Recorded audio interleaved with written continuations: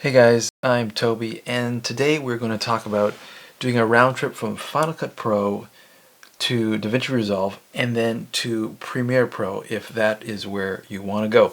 Now there are a few ways to do this. Today I'm going to just talk about one of those ways, and I'm going to call it the clips and audio only way.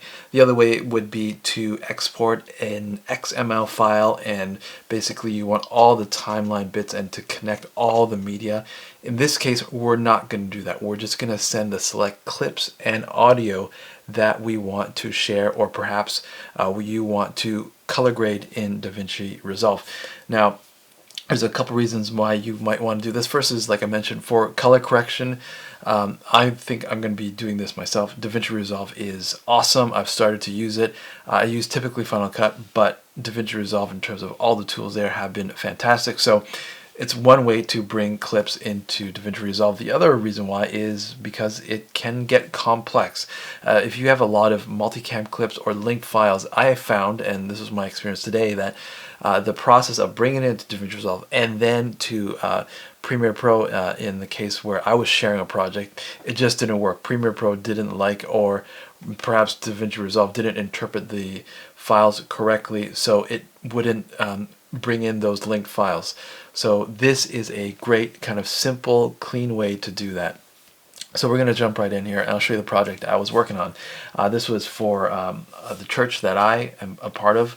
I did a rough cut of a trailer, and another video editor at the church is going to finish it off. So the first thing that I'm going to do here is get to my project, and I'm going to duplicate that project. This is, for me, best practice, because anytime you're working on a project over hours or days or months, every time I sit down, I'm going to duplicate that timeline so that I can always go back, and if I change something major or want to grab clips that I deleted from the timeline, they're right there. So I'm going to hit Command D on this. We are 1.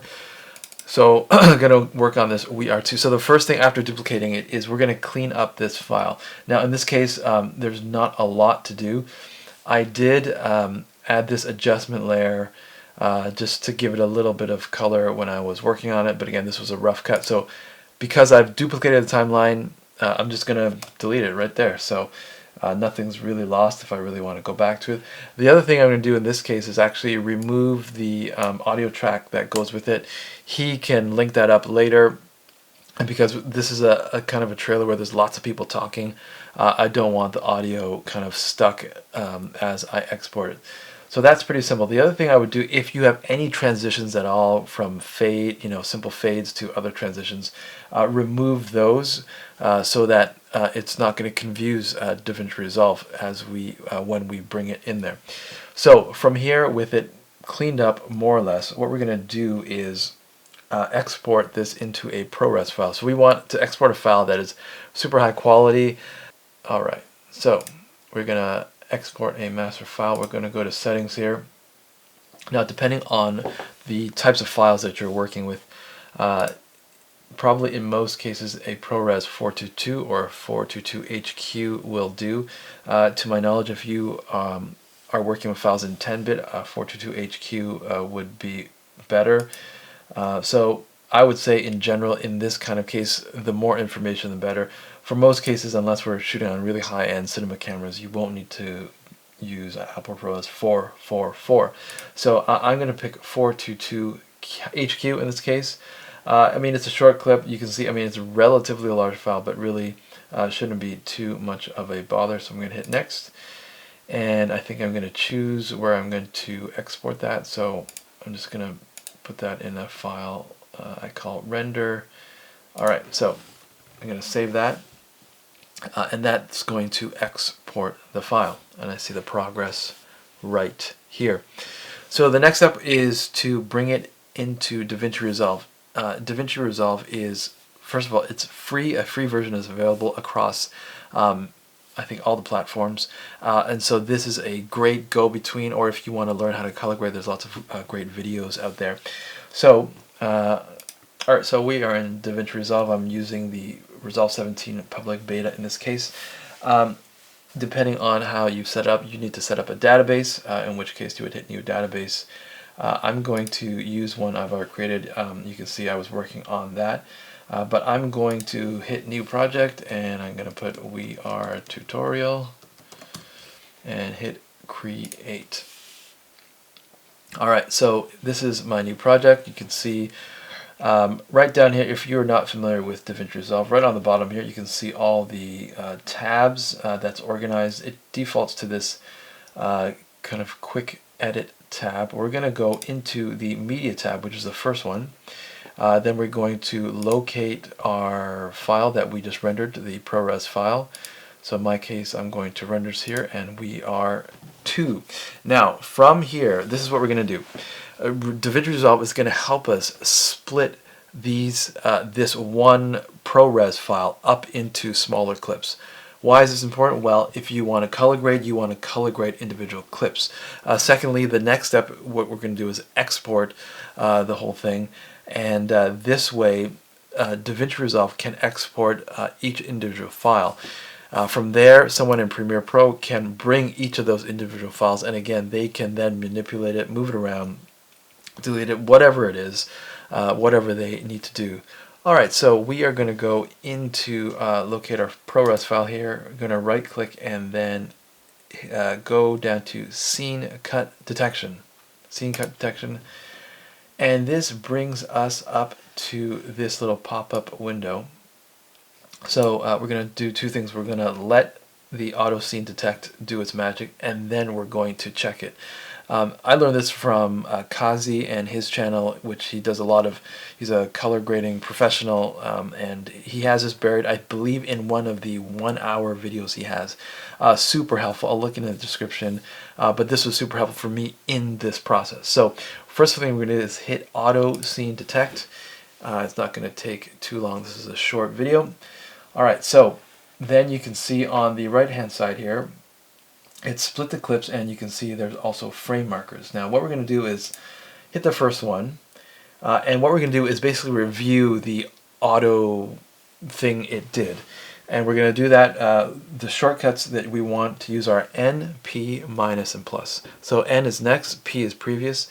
A minus we're going to hit if that is not a scene, if it interpreted something wrong for some reason.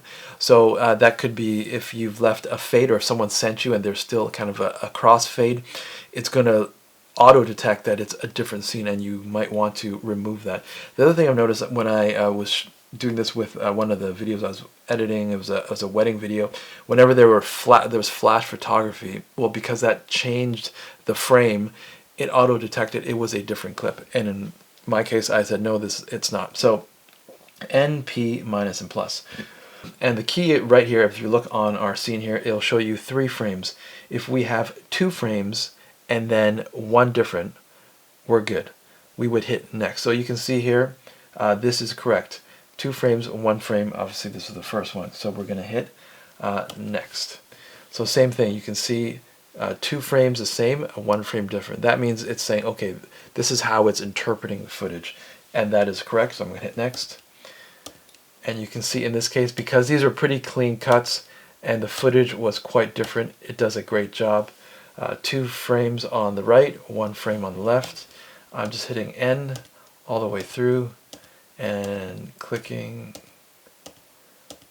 So like I said, in some cases you might have to hit minus because it's the split up a clip more than you needed. These were kind of a combination of clips, but it's still interpreted fine. That looks good. Still going. Alright, we are good.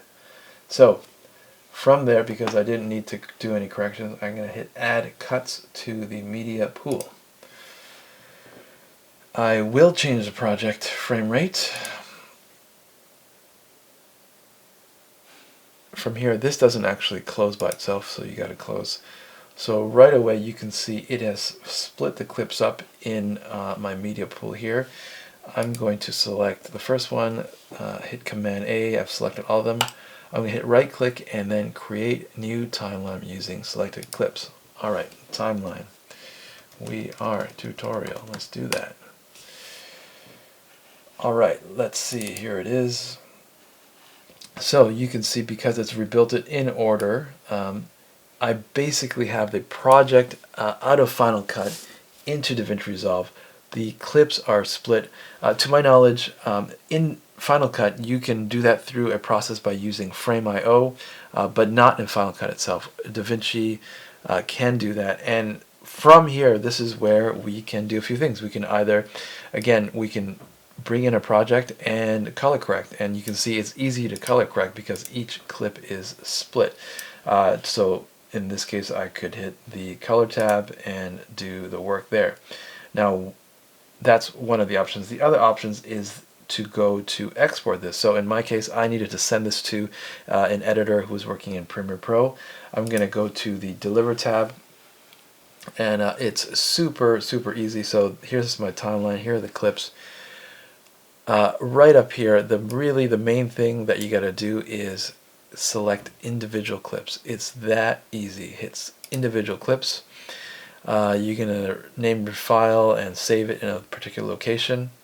So in terms of format, you see QuickTime here. From terms of codec, we're going to pick Apple ProRes again, which is easy to work with. And for the type, 422HQ, which is what this footage was originally exported as. So as long as I have the render to individual clips, I can do that. I've picked the right codec. You hit add to render queue after you pick all your location and things like that. And so just to show you what I did earlier. So previously when I did this, it spit out into this folder these, it says we are source. And then you see a whole bunch of numbers, and these are simply the frame markers. So that's what's going to keep this in order, because it's marked where each clip fits in the frame of the timeline.